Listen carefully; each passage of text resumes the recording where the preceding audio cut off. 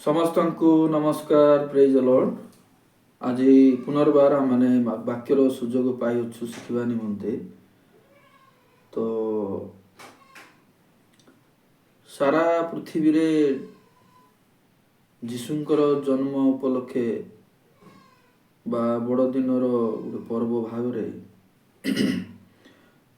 ଛୋଟ ବଡ଼ ଗଳି କନ୍ଦି କୋଣ ଅନୁକୋଣ ସମସ୍ତ ଖ୍ରୀଷ୍ଟିଆନ ସମାଜରେ ଡିସେମ୍ବର 25 ଯୀଶୁଙ୍କର ଜନ୍ମ ଭାବରେ ଆମେ ଗ୍ରହଣ କରିଛୁ। ଆଉ ବହୁତ ଭାଇ ଭଉଣୀମାନେ ବର୍ଷକୁ ଥରେ ଏହି ଦିନରେ ବହୁତ ଖୁସିରେ ପର୍ବ ପାଳନ କରନ୍ତି। ଏ ପ୍ରକାର ସୁଯୋଗ ସେମାନେ ବର୍ଷ ଯାକ ଆଶା କରନ୍ତି। ଆଉ ଯେତେବେଳେ ଏ ଦିନଟା ସରିଯାଏ ମନ ଫିକା ପଡ଼େ, ଆଉ ମନରେ ଆଶା ରହେ ଯେ ଆଉ କେବେ ଆସିବ ସେଇ ଦିନ, ଆଉ କେବେ ଆମେ ଖୁସି ପାଇବୁ, କେବେ ନାଚିବୁ, କେବେ ଯୀଶୁଙ୍କର ପର୍ବ ନେଇ ଗୀତ ଗାନ କରିବୁ। ତ ସମସ୍ତଙ୍କ ଭିତରେ ଏ ପ୍ରକାର ଅଛି। କିନ୍ତୁ ଆଜି ଗୋଟେ ବିଷୟ ମୁଁ ଆପଣମାନଙ୍କୁ କହିବି, ଲୋକମାନେ ଡିସେମ୍ବର 25 ତାରିଖ ପରିବର୍ତ୍ତେ ଏମିତି ବି ଗୋଟେ ଦେଶ ଅଛି, ଗୋଟେ ଲୋକମାନେ ଅଛନ୍ତି, ସେମାନେ ଆଉ ଗୋଟେ ଅନ୍ୟ ଦିବସକୁ, ଅନ୍ୟ ମାସକୁ ସେମାନେ ପାଳନ କରୁଛନ୍ତି। ତ ସେଇ ଆଲୋଚନା କରିବା ପୂର୍ବରୁ ଟିକେ ଆମେ ପ୍ରାର୍ଥନା କରିବା, ତାପରେ ଯିବା। ଧନ୍ୟବାଦ ପ୍ରଭୁ, ସୁନ୍ଦର ସମୟ ଦେଲ। ଆଜି ଆମେ ଯେଉଁ ବିଷୟ ଶିଖିବୁ, ଆଉ ତାହା ଆମର ବାଇବେଲର ସତ୍ୟତା ଆଉ ଏଇ ଜଗତର ଭାବକୁ ନେଇ ଯେମିତି ଆମେ ବୁଝିପାରିବୁ, ସେ ପ୍ରକାର ଆମକୁ ସାହାଯ୍ୟ କର। ଆଉ ସରଳ ମନରେ ଗ୍ରହଣ କରିବାକୁ ଦୟା କର। ପ୍ରାର୍ଥନା ଯୀଶୁଙ୍କ ନାମରେ ମାଗିଲୁ, ଆମେନ୍। ତ ଆମେ ଶୁଣିଛୁ ଯେ 325 ଖ୍ରୀଷ୍ଟାବ୍ଦରେ ରୋମର ଜଣେ ଚକ୍ରବର୍ତ୍ତୀ କନଷ୍ଟାଣ୍ଟାଇନ ଦ ଗ୍ରେଟ୍ ଯେତେବେଳେ ଡିସେମ୍ବର 25 ତାରିଖକୁ ଯୀଶୁଙ୍କର ଜନ୍ମଦିନ ଭାବରେ ସ୍ୱୀକୃତି ପ୍ରାପ୍ତ କଲେ, ଗୋଟେ ଆନୁଷ୍ଠାନିକ ଭାବେ ତାକୁ ଘୋଷଣା କଲେ, ସେଇ ଦିନ ଠାରୁ ଆମେ ସାରା ପୃଥିବୀରେ ଏବେ ବି ଚାଲିଛି କହିଲେ ଚଳେ। କିନ୍ତୁ ଯେମିତି ମୁଁ କହିଲି ଯେ ଏମିତି ବି ଗୋଟେ ଦେଶ ଅଛି, ଏମିତି ବି ଗୋଟେ ଲୋକମାନେ ଅଛନ୍ତି, ସେମାନେ କେବେ ବି ଡିସେମ୍ବର 25 ଯୀଶୁଙ୍କର ଜନ୍ମ ବୋଲି ଆଜି ପର୍ଯ୍ୟନ୍ତ ଗ୍ରହଣ କରୁନାହାନ୍ତି। ସେମାନେ ଭୁଲ, ଆମେ ଠିକ କହିବା ପରିବର୍ତ୍ତେ ଆମେ ତ ଜାଣିଛୁ ଏଟା ଗୋଟେ ନିର୍ଦ୍ଧାରିତ କରାହେଇଛି, ଗୋଟେ ବିଚାର କରାହେଇଛି।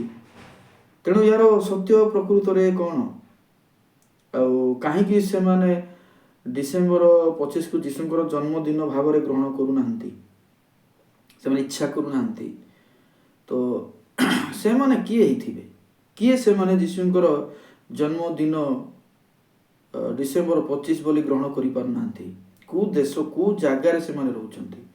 ମୁଁ ଆପଣମାନଙ୍କୁ ମନେ ପକାଇ ଦିଏ। ଆପଣମାନେ ଯଦି ଜାଣିବାକୁ ଚାହିଁବେ, ଆପଣମାନେ ଗୁଗୁଲରେ ମଧ୍ୟ ସର୍ଚ୍ଚ କରିପାରିବେ, ସତ୍ୟକୁ ସେଇଠି ମଧ୍ୟ ଆପଣ ଖୋଜିପାରିବେ ମୁଁ ଯାହା କହୁଛି ପ୍ରକୃତରେ ଅଛି କି ନାହିଁ। କାହିଁକି ଆମେ ସମସ୍ତେ ଜାଣିଛୁ ଯେ ଯୀଶୁଙ୍କର ଜନ୍ମ ଡିସେମ୍ବର 25 ସାରା ପୃଥିବୀରେ ବୋଲିକି। ଯଦି ସେଇଠି ଏବେ ବି ଜଣେ ଗୋଟେ ଲୋକ ଦଳ ଅଛି, ସେମାନେ ଭିନ୍ନ ଦିନରେ ତାହା ପାଳନ କରୁଛନ୍ତି, ଏଇଟା ଅବିଶ୍ୱାସନୀୟ, ମାନେ ଗ୍ରହଣ କରି ହେଉନାହିଁ। କିନ୍ତୁ ଏଇଟା ନିଶ୍ଚିତ ଭାବରେ ଗୋଟେ ଏମିତି ଗୋଟେ ବିଷୟ ଆମେ ଆଲୋଚନାରେ ପାଉଛୁ।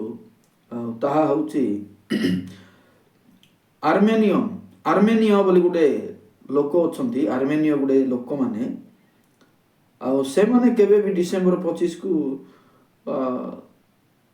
ଯୀଶୁଙ୍କର ଜନ୍ମ ଭାବରେ ଗ୍ରହଣ କରିନାହାନ୍ତି। ଏ ଆର୍ମେନିୟ ଲୋକମାନେ, ସେମାନେ ଇଚ୍ଛା କରୁନାହାନ୍ତି।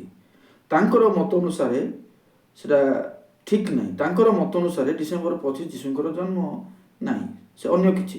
ତେଣୁ ତାଙ୍କର ଧାରଣା ଅନୁସାରେ ସେମାନେ ଆଉ ଗୋଟେ ଡେଟ୍, ସେମାନେ ଆଜି ପର୍ଯ୍ୟନ୍ତ ଆର୍ମେନିୟ ଲୋକମାନେ ତାଙ୍କ ମଣ୍ଡଳୀ ଗୁଡ଼ିକରେ ଯୀଶୁଙ୍କର ଜନ୍ମଦିନକୁ ସେମାନେ ଡିସେମ୍ବର 25 ତାରିଖ ପରିବର୍ତ୍ତେ ସେମାନେ ଜାନୁଆରୀ 6ରେ ପାଳନ କରୁଛନ୍ତି।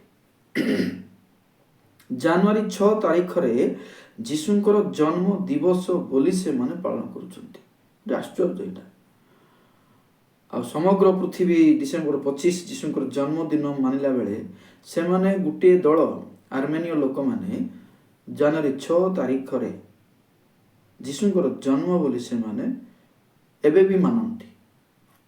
ତ ଆମେ ଯଦି ସେମାନଙ୍କୁ ଭେଟିବା କ'ଣ ବୋଲି କହିବା? ତମେ ଭୁଲରେ ଅଛ କହିପାରିବା?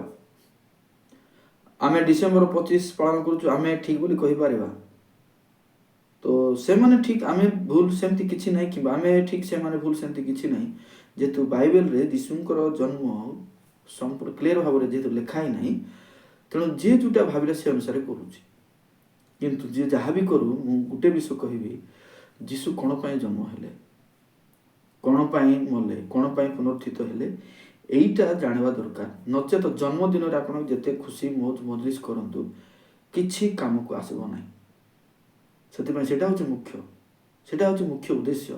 ଯୀଶୁଙ୍କର ଜନ୍ମର କାରଣ ଆମେ ବୁଝିବାର ଅଛି। ଜନ୍ମ ହେଲେ ସେଇଟା ମୁଖ୍ୟ କାରଣ ନ ହୋଇକି କାହିଁକି ଜନ୍ମ ହେଲେ ସେଇଟା ମୁଖ୍ୟ କାରଣ ହେବା ଆବଶ୍ୟକତା ଅଛି।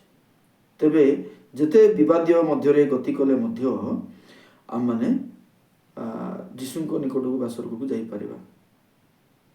ତ ଆପଣମାନେ ଜାଣିଲେ ଆଜି ଗୋଟେ ଭିନ୍ନ ବିଷୟ, ଯେ ଲୋକମାନେ ଏବେ ବି ଗୋଟେ ଭିନ୍ନ ମତରେ ଅଛନ୍ତି। ଜାନୁଆରୀ 6 ତାରିଖ ଯୀଶୁଙ୍କର ଜନ୍ମ ବୋଲି ମାନିଛନ୍ତି।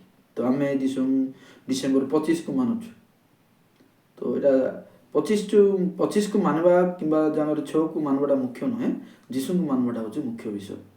ତେଣୁ କୌଣସି ପର୍ବପର୍ବାଣିର ସୀମିତରେ ନ ରହି, ଗୋଟେ ପର୍ବ ଆସୁଛି ବୋଲି ଗୋଟେ ଦିନରେ ନାଚ ଗୀତ ଡିଜେ ବଜେଇକି ଘର ଘର ବୁଲି, ମୁଁ ଯଦି କହିବି ଆପଣମାନଙ୍କୁ ଖରାପ ଲାଗିପାରେ। ଯୀଶୁଙ୍କର ଜନ୍ମ 25 ତାରିଖ ଡିସେମ୍ବର ଯେହେତୁ ଅଛି, ତେଣୁ ଡିସେମ୍ବର 1ରୁ ହିଁ ଲୋକମାନେ ପର୍ବପର୍ବାଣି ଷ୍ଟାର୍ଟ କରିଦିଅନ୍ତି। ଗୋଟେ ସମସ୍ତ ପରିବାର ଖୁସିର ମାହୋଲ ଗୋଟେ ଆସେ।